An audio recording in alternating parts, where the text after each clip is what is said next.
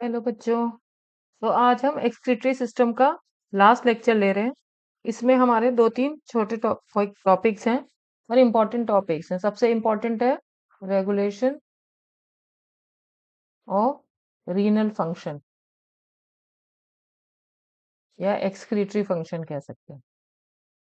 अभी हमने देख तो लिया किडनी के क्या स्ट्रक्चर होता है, उसके क्या फंक्शन होते हैं, लेकिन ये रेगुलेट कैसे होते हैं, ये इस पे काफी क्वेश्चंस आते हैं, तो ये थोड़ा इम्पोर्टेंट है। तो रेगुलेशन जो है तीन तरीके से होता है। सबसे पहले ये होता है फ्रॉम द हाइपोथैलेमस।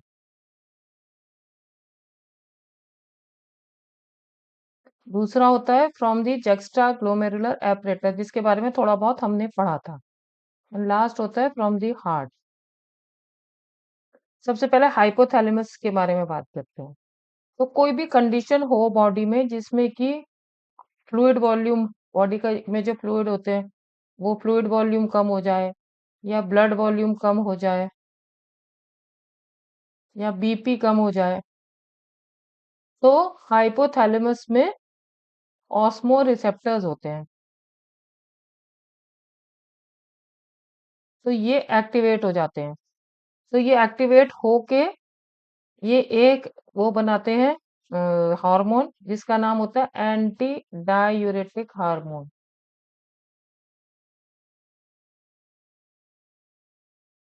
जिसको कि हम शॉर्ट में एडीएचपी कहते हैं। तो ये बनता तो हाइपोथैलेमस में है, लेकिन ये रिलीज होता है फ्रॉम दी पोस्टीरियर पिट्यूटरी। अब इसका नाम में ही इसका एक्शन लिखा हुआ है। एंटी मतलब उल्टा या उसको अपोज करना। डायूरेसिस, डायूरेटिक का मतलब होता है ज्यादा यूरिन निकलना। तो ज्यादा यूरिन को निकलने से जो हार्मोन रोकेगा that is anti diuretic hormone. और जब ज्यादा यूरिन, वही फ्लूइड वॉल्यूम ऑलरेडी कम है और ज्यादा यूरिन निकल गया तो और कम हो जाएगा, तो उसको रोकने के लिए ये एंटी डायूरेटिक हार्मोन निकलता है फ्रॉम दी पोस्टीरियर पिट्यूटरी। और ये करता क्या है, जो डिस्टल पार्ट ऑफ टिब्यूल्स है,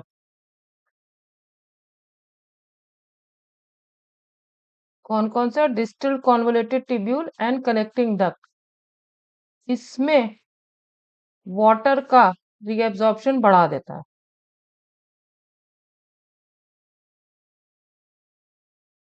ठीक है। तो जब इसने वाटर का रीएब्जॉर्प्शन बढ़ा दिया तो यूरिन वॉल्यूम कम हो गया, यानी कि डायूरेसिस कम हो गया, वाटर कंजर्व हो गया, तो फ्लूइड वॉल्यूम रिस्टोर हो गया। ठीक है। और एक का, इसका दूसरा नाम एक और होता है वेजोप्रेसिन। अब ये भी नाम से पता चल रहा है, वेजो मतलब ब्लड वेसल, प्रेसिन मतलब उसको प्रेस करना। तो ब्लड वेसल को प्रेस करना यानी कि वेजो कंस्ट्रिक्शन करना। जब वेजो कंस्ट्रिक्शन होता है तो बीपी बढ़ जाता है। तो हमको बीपी भी बढ़ाना है क्योंकि बीपी भी घट रहा है। तो ये इस तरह से हाइपोथैलेमस एक्ट करता है। अब जैसे वो समर्स है, समर्स में स्वेटिंग ज्यादा होती है, वाटर लॉस ज्यादा होता है, तो फ्लूइड वॉल्यूम कम हो गया। तो ये कंडीशन समर्स में हो जाती है, एडीएच एक्टिवेट हो जाता है और डायूरेसिस कम हो जाती है।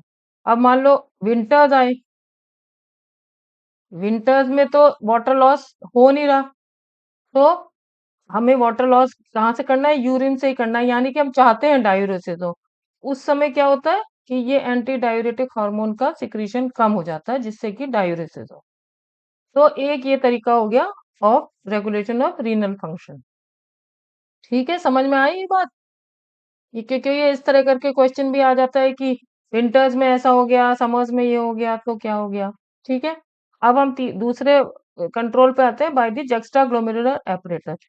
मैंने आप लोगों को बताया था कि एक एफरेंट आर्टीरियोल आती है, और वो फिर ये बोमेंस कैप्सूल हो गई, फिर यहाँ पे सब लूप ऑफ हेनले वगैरह करके, और लास्ट में ये कलेक्टिंग, ये डिस्टल कॉन्वोलेटेड ट्यूब्यूल। तो ये पीछे से वोमेन्स कैप्सूल के डिस्टल कॉन्वोलेटेड ट्यूब्यूल एक ऐसे एरिया में आ जाती है जहां पे कि ये एफरेंट आर्टीरियल और डिस्टल कॉन्वोलेटेड ट्यूब्यूल जो है ये बहुत क्लोज होते हैं। तो वो एरिया को हम कहते हैं जक्स्टा ग्लोमेरुलर एपरेटस, क्योंकि वहां पे जो ये एफरेंट आर्टीरियल है, इसके जो एंडोथेलियल सेल है वो एक स्पेशलाइज्ड रिसेप्टर बना लेते हैं, और they are then called juxtaglomerular cells. ठीक है। तो ये जक्स्टा ग्लोमेरुलर सेल्स क्या करते हैं, जब कभी सोडियम कम हुआ बॉडी में, सेम कंडीशन, या फिर फ्लूइड वॉल्यूम कम हुआ या बीपी कम हुआ, तो ये जक्स्टा ग्लोमेरुलर सेल्स ये क्या करते हैं, they secrete hormone known as renin. ठीक है। अब ये रेनिन क्या करता है, किडनी में बना, किडनी से ये ब्लड वेसल में आ गया। अच्छा, इधर लिवर में एक एंजाइम बनता है एंजियोटेंसिनोजन। अब किसी भी एंजाइम के आगे जेन लग गया या प्रो लग गया, इसका मतलब वो इनएक्टिव स्टेज में है। ठीक है। तो अब ये एक्टिव होता है इनटू एंजियोटेंसिन 1। लेकिन ये भी अभी इतना जो है एक्टिव नहीं है, मतलब ये इतना पोटेंट नहीं है। तो फिर ये और फर्दर एंजियोटेंसिन 2 में कन्वर्ट हो जाता है। Now this is a potent enzyme. ये दो काम करता है। एक काम तो ये क्या करता है कि ये वो अगेन वेजो कंस्ट्रिक्शन करता है, और वेजो कंस्ट्रिक्शन करने से ये बीपी बढ़ा देता है। दूसरा काम ये क्या करता है, एड्रीनल ग्लैंड होते हैं अबव द किडनी, उसका दो पोर्शन होते हैं, एक कॉर्टेक्स एक मेडुला। तो जो कॉर्टेक्स पोर्शन है उसमें से ये सिक्रीट करता है एंजाइम एल्डोस्टेरॉन, और एल्डोस्टेरॉन क्या करता है, सोडियम का रीअब्जॉर्प्शन बढ़ा देता है,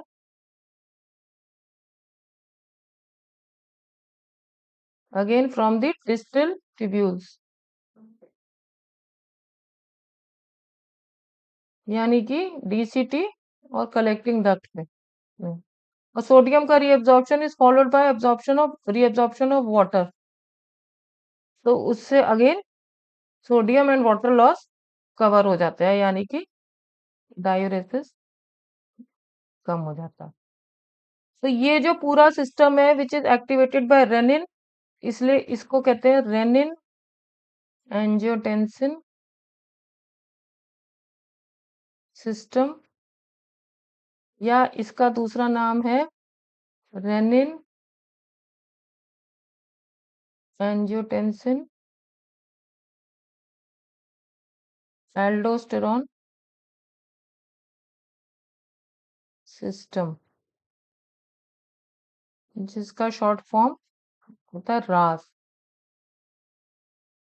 तो ये जो रास है ये भी लगभग उन्हीं कंडीशंस में एक्टिवेट हुआ जिन कंडीशंस में ये हाइपोथैलेमस हुआ, यानी कि decrease in sodium, decrease in fluid volume, या डिक्रीज इन बीपी, और अल्टीमेटली ये सोडियम और फ्लूइड वॉल्यूम को मेंटेन कर देता है और बीपी को मेंटेन कर देता है। अब जो तीसरा वाला है वो इसका ऑपोजिट है, यानी कि वो ऑपोजिट कंडीशन में जो है काम करता है। मतलब कि अगर बीपी बढ़ गया तो वो हार्ट पे इफेक्ट डालेगा, तो जो एट्रियम है हार्ट का, उसकी वॉल पे से एक फैक्टर रिलीज होता है which is known as atrial natriuretic factor, जिसको कि हम एएनएफ भी कहते हैं। और ये क्या करता है, वेजो डायलिटेशन उसका उल्टा करता है, क्योंकि अभी हमें बीपी को घटाना है। तो वेजो मतलब ब्लड वेसल, डायलिटेशन मतलब फैलाना। तो जब ब्लड वेसल फैल गई तो बीपी डिक्रीज हो गया, यानी कि ये उल्टा हो गया। तो दिस एक तरह से ये जो हार्ट वाला कंट्रोल है, it acts as a control to RAS, या as a check to the RAS, renin angiotensin aldosterone system. ठीक है। तो ये तीन तरह से रेगुलेट होता है किडनी फंक्शन। तो इसको हम एक बार रिवाइज कर लेते हैं, क्योंकि ये काफी पूछा जाता है। एक तो हाइपोथैलेमस से होता है, एक जक्स्टाग्लोमेरुलर एपरेटस से होता है, और एक हार्ट से होता है। तो ये हाइपोथैलेमस और जक्स्टाग्लोमेरुलर वाले तो जो है सिमिलर कंडीशन में एक्टिवेट होते हैं। वो कब, जैसे फ्लूइड वॉल्यूम कम हो गया, ब्लड वॉल्यूम कम हो गया, या बीपी कम हो गया, यहाँ पे सोडियम कम हो गया, तो एंड ऐसा यूजुअली हैपेंस ड्यूरिंग समर्स। तो हाइपोथैलेमस में जो रिसेप्ट ऑस्मो रिसेप्टर है वो एक्टिवेट हो जाता है and it secretes anti diuretic hormone which is also known as vasopressin. मतलब it manufacture and it is secreted by posterior pituitary. और वो क्या करता है, distal part of the tubule जिसमें कि डीसीटी और सीटी होता है, कलेक्टिंग डक्ट, उसमें वाटर की एब्जॉर्प्शन बढ़ा देता है जिससे डायूरेसिस कंट्रोल हो जाती है, तो वाटर लॉस कम हो जाता है विच हैपेंस इन समर्स। विंटर्स में वाटर लॉस होता नहीं है ज्यादा, तो हमको चाहिए कि ज्यादा यूरिन बने, तो विंटर में ये एंटी डायूरेटिक हार्मोन को सप्रेस कर देता है जिससे डायूरेसिस होती है। और जो वेजोप्रेसिन है वो क्या करता है, वेजो कंस्ट्रिक्शन ब्लड वेसल्स को सिकोड़ देता है जिससे कि बीपी बढ़ जाता है। दूसरा जो juxtaglomeralar apparatus है, that is situated where the distal convoluted tubule and the afferent arteriole come in close proximity। तो वहां पे कुछ सेल्स जो एफरेंट आर्टिक्यूल के हैं वो मॉडिफाई हो जाते हैं, they are known as juxtaglomeralar cells। और वो उनमें एक कुछ रिसेप्टर ऐसे आ जाते हैं which become sensitive to these conditions. तो जब ऐसी कंडीशन होती है then the juxtaglomeralar cells release renin. और इधर लिवर में से एंजियोटेंसिनोजिन निकलता है which is an inactive form of enzyme that is converted into angiotensin 1, that is also less potent, then it is converted into a very potent enzyme angiotensin 2, which has two roles. First is vasoconstriction to increase the BP which is required क्योंकि यहाँ BP कम हो गया। दूसरा है it stimulates the release of aldosterone from adrenal cortex। adrenal gland is situated over the kidney, so उसके cortex में से, and that aldosterone causes increased sodium reabsorption again from the distal tubules, and which is followed by increased reabsorption of water, and again वो diuresis को कम करता है, तो fluid loss को control करता है। अब ये क्योंकि इसमें it started with renin angiotensin, so it is also known as renin angiotensin system, या इसमें एल्डोस्टेरॉन भी है तो renin angiotensin aldosterone system which is known as RAAS. This is very important. तीसरा जो कंट्रोल है that is from the heart, वो इसके उल्टे कंडीशन में एक्टिवेट होता है when BP increases, then it put exerts pressure on the wall of the atrium and it's then secretes a factor known as atrial nucleuretic factor। उसका role इससे opposite होता है, दैट कॉजेज वेजोडाइलेटेशन, मतलब वैसे उसको डायलेट करता है, चौड़ा करता है, सो दैट बीपी डिक्रीजेस। तो ये इसका उल्टा कर रहा है, so it acts as a check to the renin angiotensin aldosterone system. ठीक है, इतनी बात समझ में आ गई। ये काफी इसमें से क्वेश्चन आते हैं। अब हम नेक्स्ट पार्ट पे पहुंचते हैं।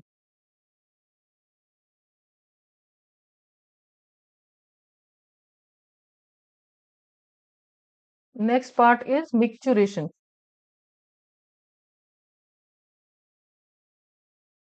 मिक्चुरेशन क्या होता है? Micturition is the process of voiding urine. Voiding मतलब यूरिन को बाहर निकालना। तो यूरिन बन तो गया किडनी में, और ये यूरेटर से होता हुआ कहाँ गया? यूरिनरी ब्लैडर में।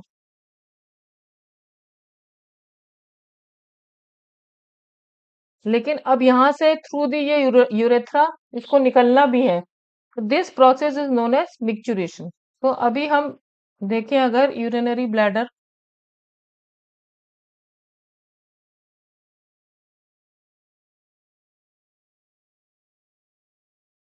तो ये जो यूरिनरी ब्लैडर है इसकी जो वॉल है इसमें मसल्स होती हैं जो कि कॉन्ट्रैक्टाइल होती हैं। ठीक है, इसकी यूरिनरी ब्लैडर की कैपेसिटी होती है, full capacity around 350 to 500 ml। तो जैसे यूरिन बना, यूरेटर से आया, कलेक्ट होना शुरू हुआ, सपोज सपोज 150 ml अभी कलेक्ट हो गया, तो हमें थोड़ी सी अर्ज लगने लगती है यूरिन जाने की, बट अभी वी कैन कंट्रोल। फर्दर और बढ़ने लग गया, सपोज ये 300 350 तक पहुंच गया, अब तो फिर बहुत ज्यादा अर्ज हो जाती है। तब क्या होता है, दिस ये मसल्स वॉल जो है मतलब ये एक्सपैंड करता है ये ब्लैडर, तो it sends a signal to the brain.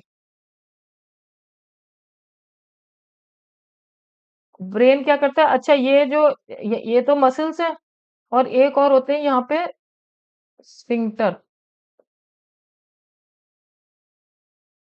Sphincter near the urethra. तो ब्रेन क्या करता है, वापस सिग्नल भेजता है to the muscle to contract, at the same time it sends the signal to sphincter to relax. तो अब आप इसको एक तरह से समझो कि सपोज एक ये बलून है, अब इसमें एयर भरी हुई है और यहाँ गांठ बंधी हुई है। अगर कोई यहां से प्रेशर डाले इस पे और ये गांठ को खोल दे तो क्या होगा, सारी एयर बाहर निकल जाएगी। सिमिलरली हैपेंस हियर, ये तो कॉन्ट्रैक्ट करते हैं ये muscles by the signal from the brain, और ये रिलैक्स करता है, तो ये रास्ता खुल गया, तो ये यूरिन वॉइड हो गया। So this voiding of urine is known as micturition, और ये जो पूरा प्रोसेस है that is known as micturition reflex.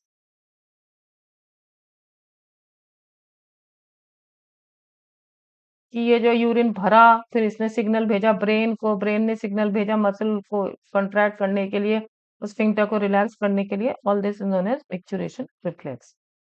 So this is micturition, the process of voiding or getting rid of urine from the body. अब urine जो निकलता है,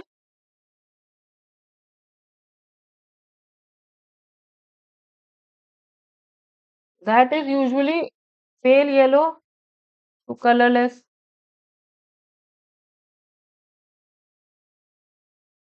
and ये usually acidic होता है with a pH of around 6,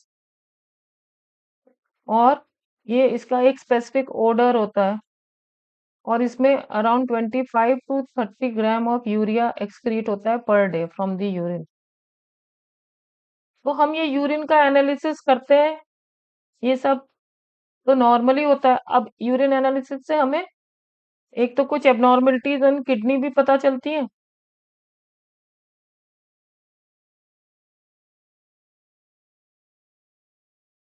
दूसरा कोई metabolic disorder भी पता चलता है। मेटाबॉलिक डिसऑर्डर क्या हुआ, फॉर एग्जाम्पल नॉर्मली तो यूरिन में ग्लूकोज नहीं होता, अगर ग्लूकोज आ रहा है यूरिन में that is known as glycosuria, या कीटोन्स आ रहे हैं यूरिन में that is known as ketonuria. अगर ये सब हो रहा है that is indicative of diabetes mellitus.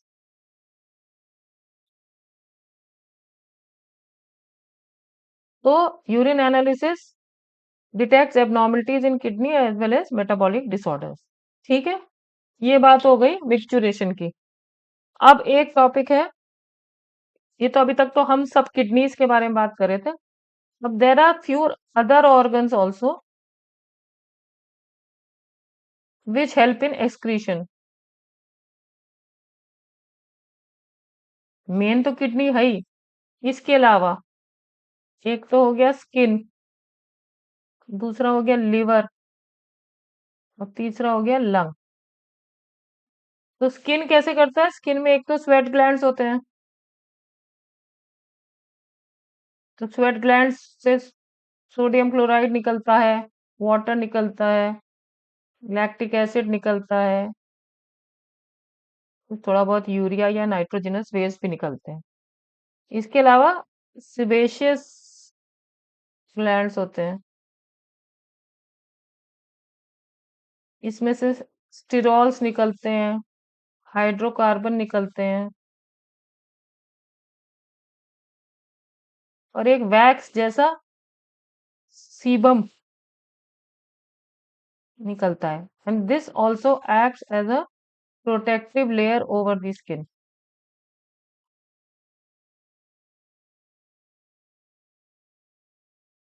तो ये स्किन इस तरह से हेल्प करता है इन एक्सक्रीशन।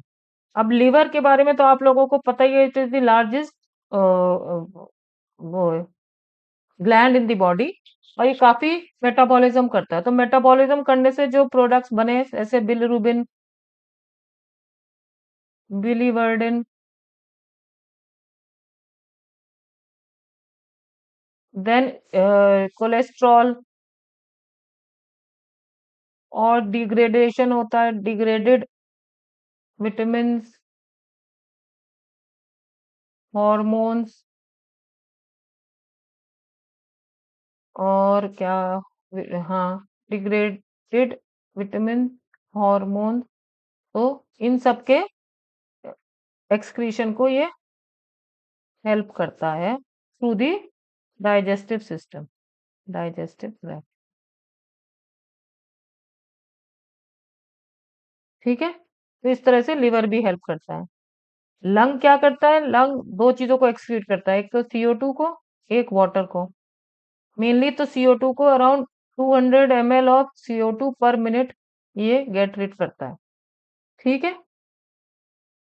तो ये ऑर्गन्स, इसके अलावा एक सरप्राइजिंग है, लेकिन सलाइवा ऑल्सो थोड़ा माइनर अमाउंट में, but it gets, it is also responsible to get rid of some nitrogenous waste.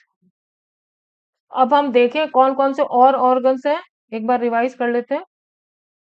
तो स्किन, स्किन कैसे करता है? Through the sweat glands and the sebaceous glands. Liver, it is the largest organ, तो metabolism करता है, तो metabolism के बाद ये सब जो भी है डिग्रेडेड प्रोडक्ट, ये through the digestive tract. Lung, mainly carbon dioxide around 200 ml per minute and water, and saliva also minor amount of nitrogenous waste। तो ये अदर ऑर्गन्स ऑफ एक्सक्रीशन हो गए। ठीक है, अब एक लास्ट रह गया टॉपिक, दैट इज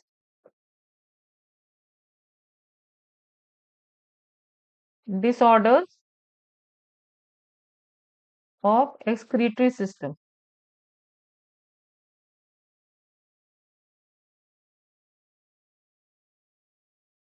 तो इसमें सबसे पहले तो देखते हैं malfunctioning of kidney. Main organ of excretion तो किडनी है। अगर किडनी ठीक से काम नहीं कर रही तो फिर क्या होगा? यूरिया एक्सक्रीट करती है मेनली किडनी, तो यूरिया इकट्ठा हो जाएगा ब्लड में, and that condition is known as uremia. अब ये जो यूरिया टॉक्सिक बहुत होता है, तो it will harm other organs of the body body also, तो हमें इसको गेट रीड करना है, यूरिया को, फ्रॉम द ब्लड। उसके लिए हमें क्या करते हैं हम? By a process known as hemodialysis. Hemo मतलब ब्लड, डायलिसिस मतलब उसको प्योर करना। तो वो हम कैसे करते हैं? एक सेलोफीन की कॉइल्ड ट्यूब होती है,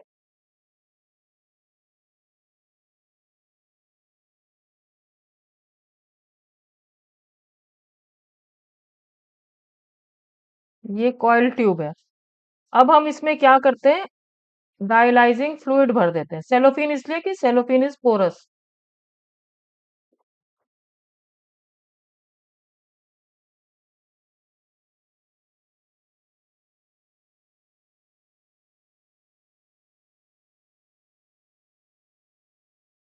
ठीक है, तो ये है सेलोफिन ट्यूब, और ये है डायलाइजिंग फ्लूइड। डायलाइजिंग फ्लूइड में जो ब्लड में होता है वो सब कुछ होता है, माइनस दी नाइट्रोजनस वेस्ट। अब हम क्या करते हैं? एक आर्टरी, यूजुअली रेडियल आर्टरी होती है, इसमें से ब्लड ड्रॉ करते हैं और उसको अराउंड दिस सेलोफिन ट्यूब भेजते हैं।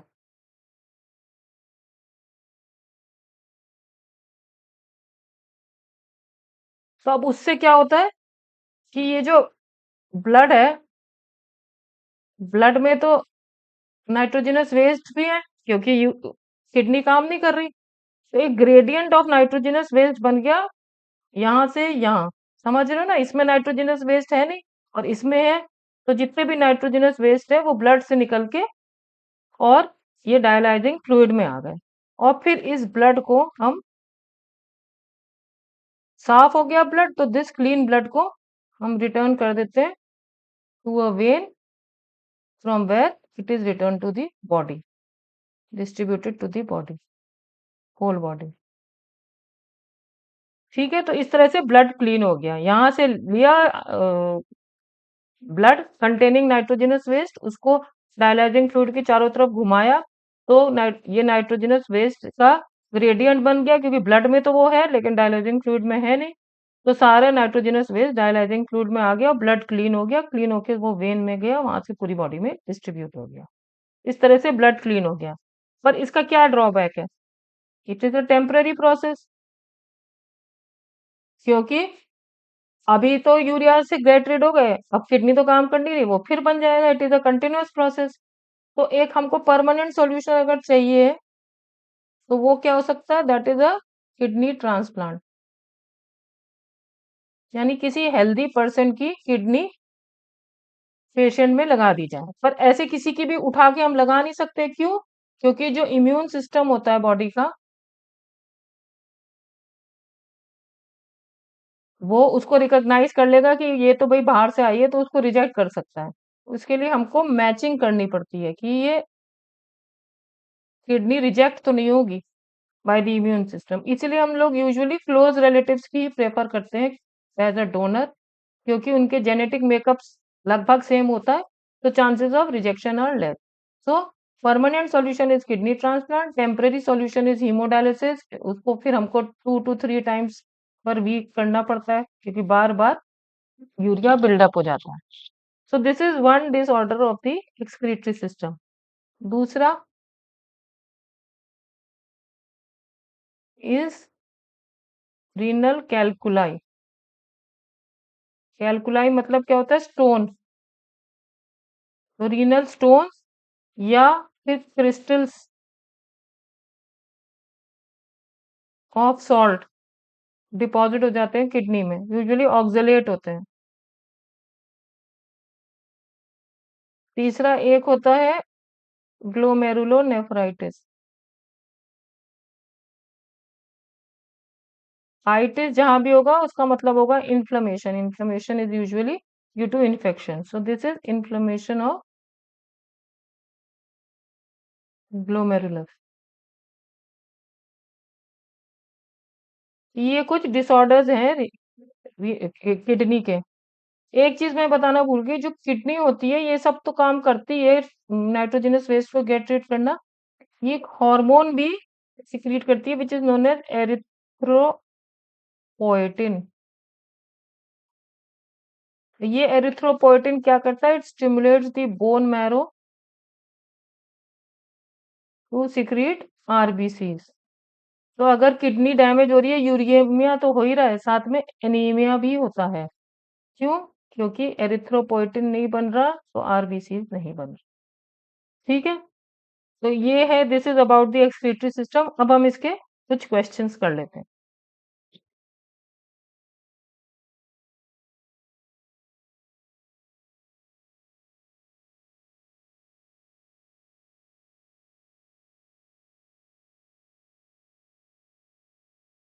देखो, regulation of kidney function, arrange the events of renin angiotensin mechanism in correct sequence. Activation of Jazzy sales तो ठीक है, और रिलीज ऑफ रेनिन पर ये कैसे हुआ? ये तो उसके अगला एंजियोटेंसिन 2 हुआ किससे? शुरुआत किससे? Fall in glomerular blood pressure. तो सबसे पहले हो गया सी। तो बस, और तो किसी में सी है ही नहीं, तो इसका आंसर हो गया ए।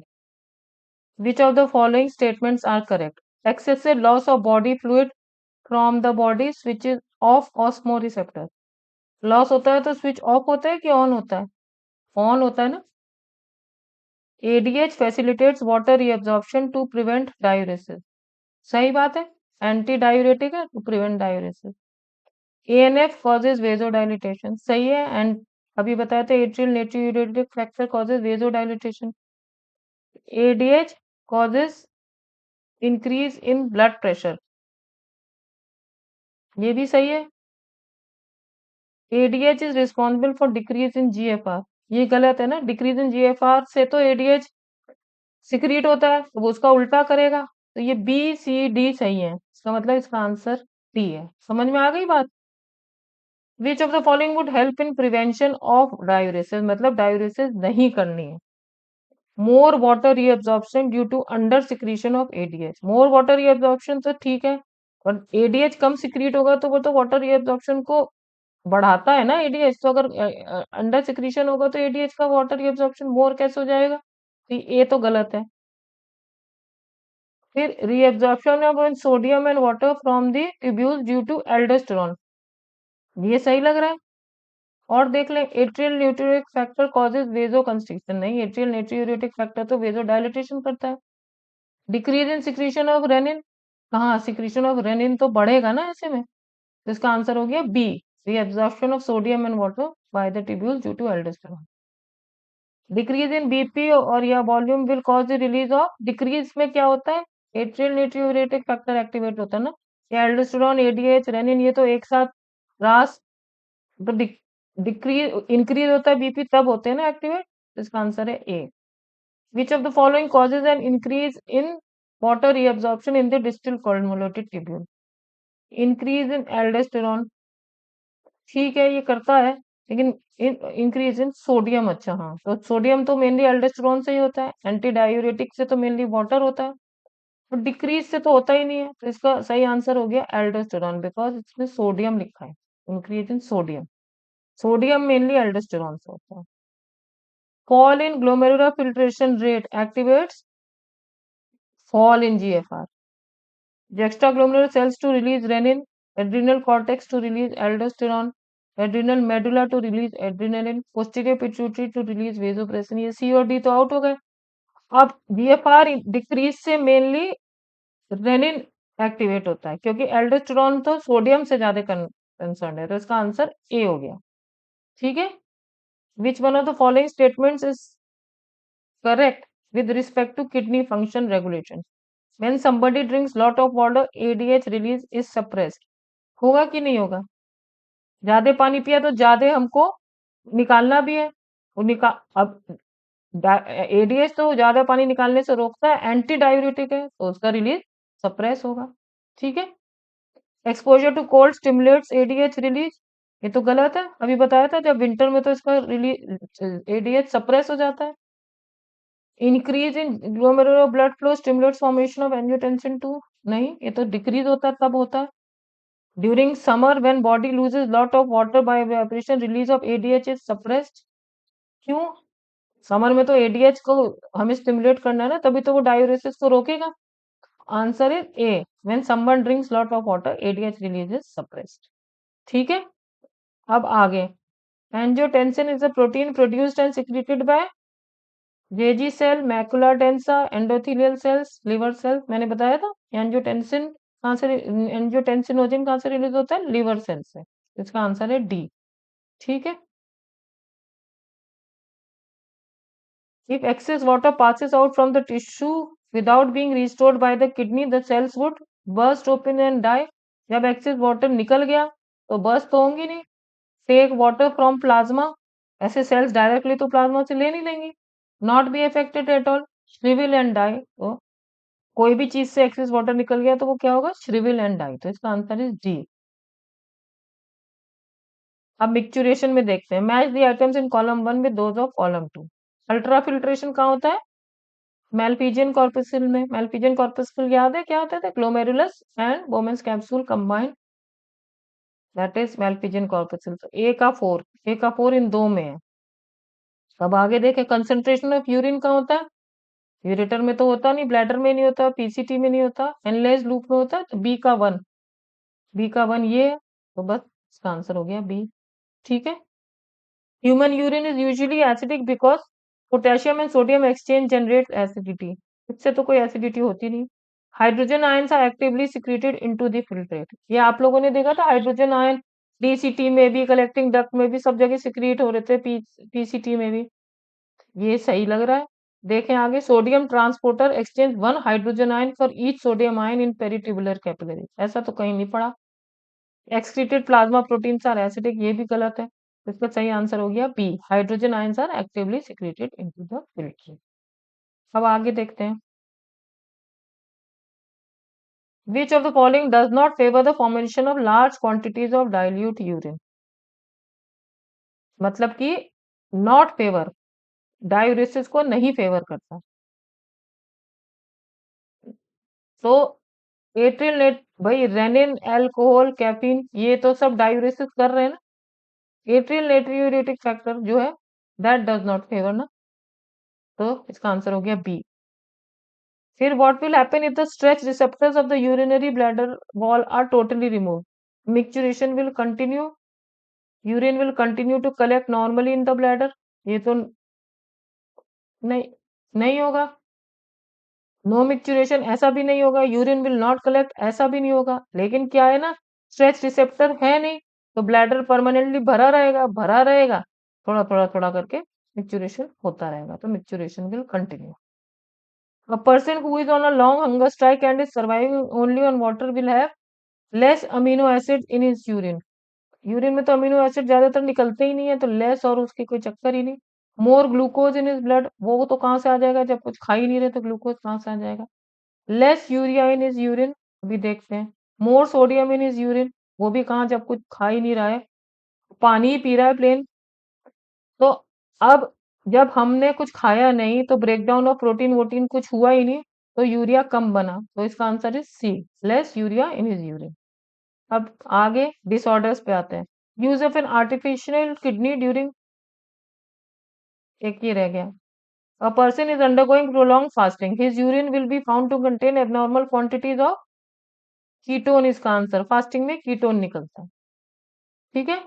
अब use of an artificial kidney during hemodialysis में result in nitrogenous waste buildup in the body, नहीं, इसको ही तो करने के लिए हम आर्टिफिशियल किडनी लगाते हैं, वो जो hemodialysis. Non elimination of access potassium ion, ऐसा भी नहीं है, आर्टिफिशियल किडनी उनको भी करती है। Reduced absorption of calcium ions from GIT, अभी बता रही हूँ। और रिड्यूस्ड आरबीसी प्रोडक्शन, ये तो है ही, क्योंकि किडनी जो है वो लगा रहे हैं, जो वो एरिथ्रोपोइटिन तो बना नहीं रही, तो इसलिए आरबीसी प्रोडक्शन तो रिड्यूस हुआ। अब डी तो दो में ही है, ए में और डी में, है ना। अब नाइट्रोजनस वेस्ट बिल्डअप तो नहीं होता, क्योंकि वो तो काम यही कर ही रही है आर्टिफिशियल किडनी, तो एलिमिनेशन से आप लोग निकाल सकते हो, ए हट गया, तो दिस इज डी। वैसे भी आप देखो, मैं बता दूं कि किडनी जो है वो विटामिन डी भी बनाती है, तो जब विटामिन डी नहीं बनेगा, तो vitamin D helps in the absorption of calcium, तो कैल्शियम आयन का एब्जॉर्प्शन भी कम होगा फ्रॉम द जीआईटी। ऐसे भी सी और डी, तो ये इसका आंसर हो गया D. Match the items given in column one with those in column two. Glycosuria क्या होता है? Presence of glucose in urine, A का 4, तो बस एक ही में यही हो गया। ठीक है। Condition of failure of kidney to form urine, बनता ही नहीं है बिल्कुल urine, that is anuria. Presence of RBC in urine, एलकेप्टो यूरोथियासिस हीमेचूरिया प्रोटीनूरिया, नाम से पता चल रहा है हीम कहाँ आ रहा है, इसी में, और हीम आरबीसी से मतलब है, तो दिस आंसर इज हीमेचूरिया। तो इस तरह से समझ समझ के आप लोग पढ़ोगे तो क्वेश्चंस हो जाएंगे।